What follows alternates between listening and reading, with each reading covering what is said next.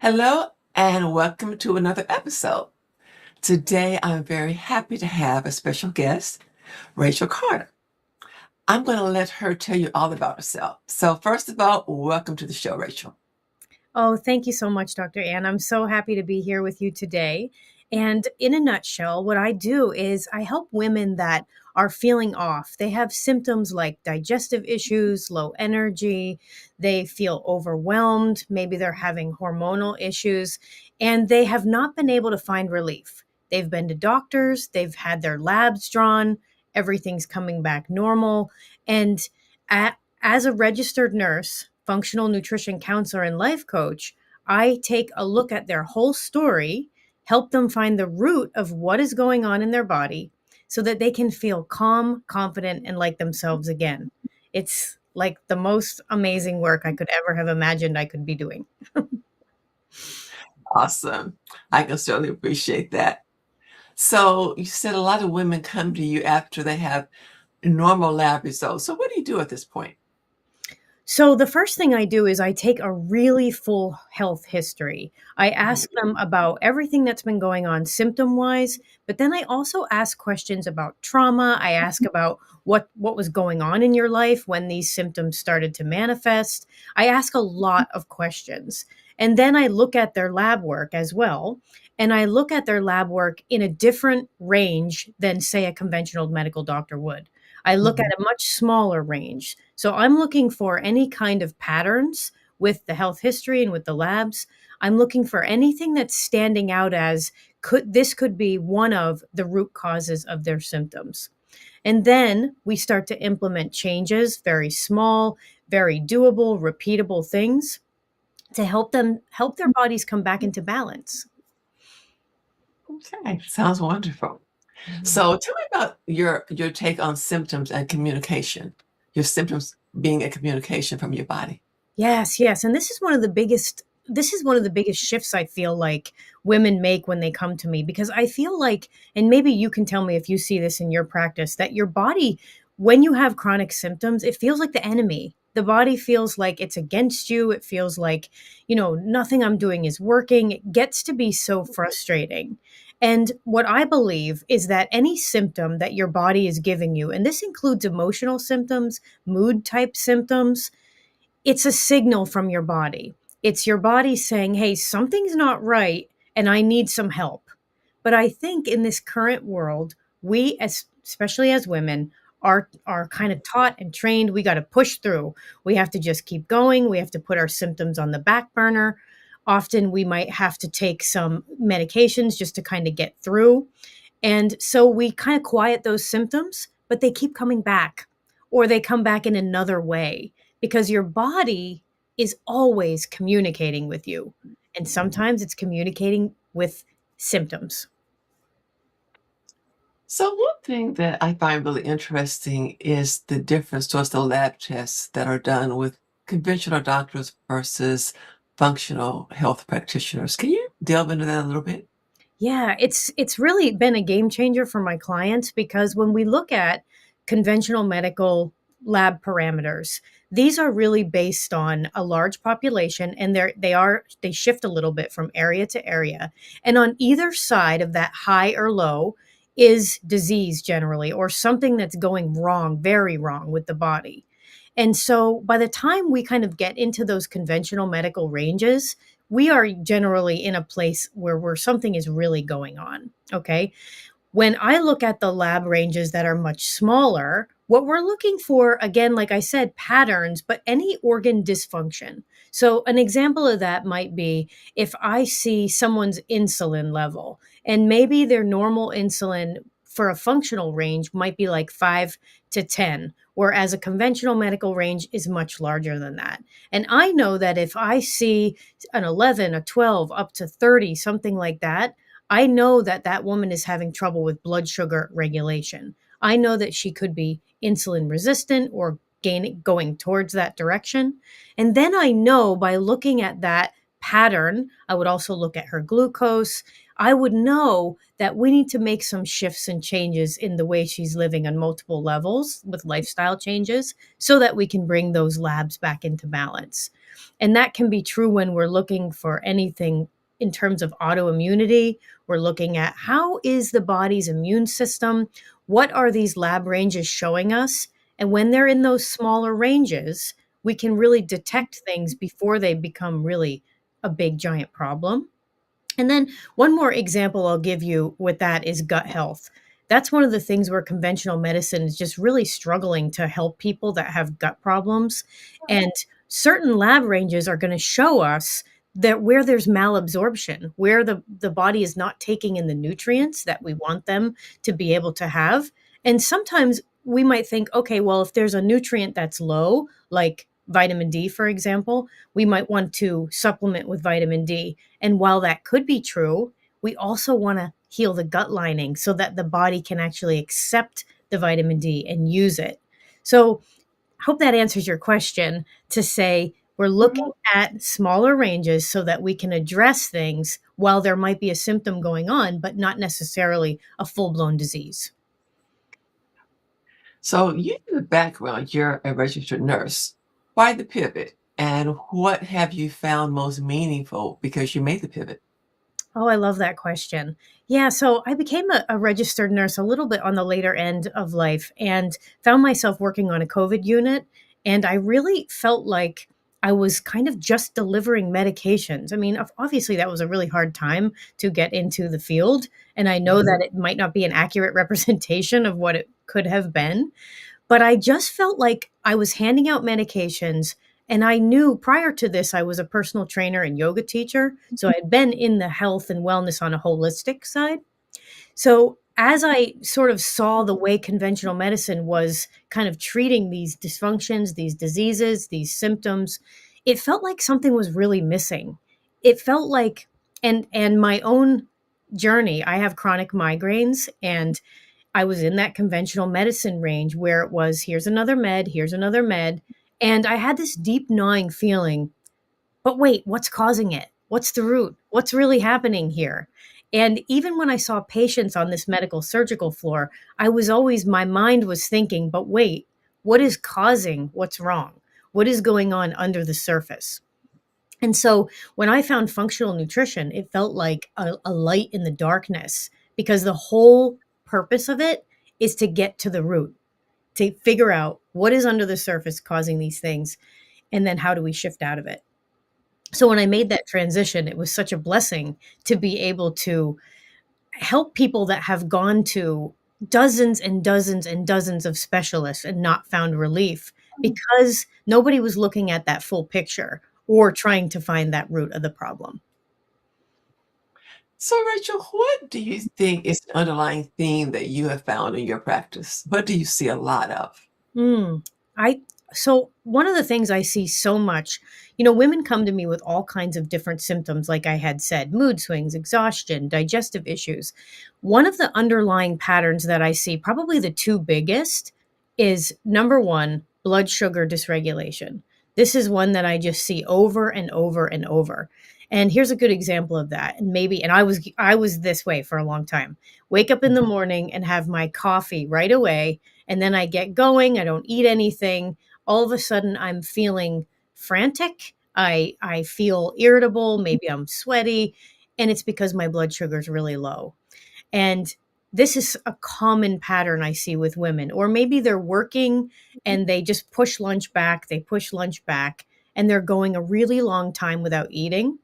And what I see happening is when their blood sugar gets that low, then they start having food cravings where when they do eat, they can't stop eating because they've gotten to this place where, the body's in survival mode. It thinks it's starving and it has to have high fat, high sugar. So cravings come. So that's one big pattern I see.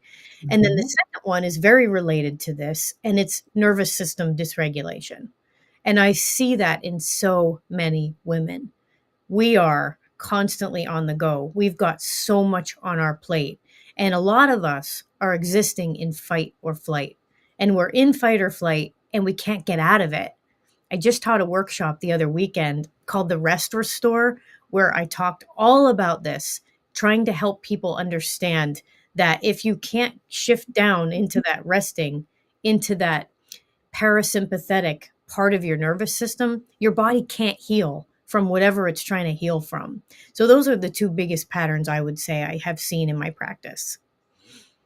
And what would you say the biggest give me a client story that was really profound to you? Yeah, oh, there's so many. One of my favorite stories is a woman who came to me with she told me on our very first call that she had seen 16 practitioners, and that includes doctors, specialists, 16. And then she had also spent 3 weeks at the Mayo Clinic. And what was going on for her is that she had all kinds of digestive IBS type symptoms. So lots of, trouble going to the bathroom, and then all of a sudden a lot of diarrhea. She had anxiety through the roof. She couldn't eat. She was nauseous all of the time. And her life really shrank because of this. And she couldn't really leave the house. She was always very stressed out about going anywhere because of these bathroom troubles. And so when she came to me and I was able to do what I do, look at the whole story, put together her small, simple steps plan, she slowly started to come down from this really elevated fight or flight nervous system place where she was. And she started to shift into the place where we could do gut healing for her and we could do nervous system healing. We actually even I use something called internal family systems, which is a type of therapy where we get into the mind, where we figure out what are the parts of us that are holding some really hard things that can contribute to whatever the body is manifesting. And, a few weeks ago, we were on a call and she was so excited to go to the grocery store. She was so excited to go to her daughter's house that lived 4 hours away. And normally she would have freaked out about being in the car that long. She was so excited about life. She was so excited about being able to enjoy her time. And one of the most profound things she told me was that she asked her daughter, "What's different about me?" And her daughter said, "Mom, you're present. I can talk to you. You're responding." Because before she had brain fog so horribly that she could never stay with a conversation. And so I feel like that's one of my top favorites. That there's so many good stories, but her ability to do the simplest lifestyle shifts like you teach had a profound effect on her body and mind and soul. Isn't it amazing how much healing is free? Yeah. It's natural. Yes. We're in a society that is like, "Give me this pill, give me this pill." Mhm. And the mindset has so often been, "This is the disease, let's put a Band-Aid on it." Now, acutely, if you have pneumonia, absolutely, you need antibiotics, or Mhm. if you have severe blood pressure issues, absolutely. But there are many times that we end up in a situation because of a long history of choices Mm. and not understanding the best choices that we can make for our bodies. And part of that is just a lack of knowledge. Mm. And there's so much stuff on the internet, this new fad diet, this. It's like your head is spinning Mhm. trying to get a hold of all of this. So, what would you say to people who just feel overwhelmed with the information that they're getting? Yeah, great question. There is so much overwhelm. And I work with a lot of women in perimenopause, menopause, and I don't know if you're seeing this, but there's so much information now out there about what we have to do, right? All the supplements, the weighted vests, the lift heavy, don't lift heavy, do this, do that. I mean, the amount of different diets that people have tried and that are there, it's just enormous. So, first thing I would say is we have to simplify the whole thing. We have to simplify it. And one of the best tools that I start clients with, and you guys listening can do this literally today, you can think about what helps me to feel better. And you can start there. What helps me to feel better and what is kind of not helpful. So let me give you an example of that. If it feels really good for you to have a cup of tea before the kids come home from school, where you feel good, you're kind of coming down from your workday, but you only do it every now and then, right? You know it helps you, but you only do it every now and then. What I would say to you is try to add that in more. It sounds so Mm. simplistic, right? But it's like, what would happen and how would you feel if you made space for that cup of tea every day? Or on the other side of that, when we're looking at what am I doing that's not helpful? A great example is scrolling on my phone before bed, right?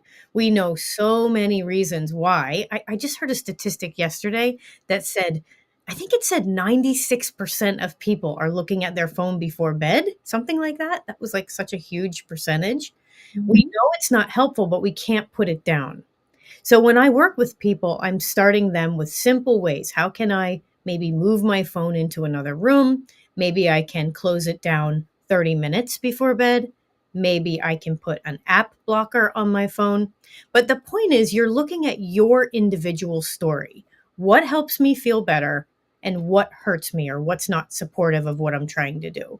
And you can start there. And that's completely outside of anything you're seeing on the internet. That's just paying attention to you, how your body feels best. We could also say you could start by drinking a little more water each day, one more glass of water. You could take a walk around. Maybe you can't walk around the block, but maybe you could from your chair lift your arms up and down, something like that. So it's the simplest possible steps that help you to feel just a tiny bit better. Whereas 1%, that's all we're asking for, can build up over time for you to have a completely different experience in your life. I agree with that absolutely.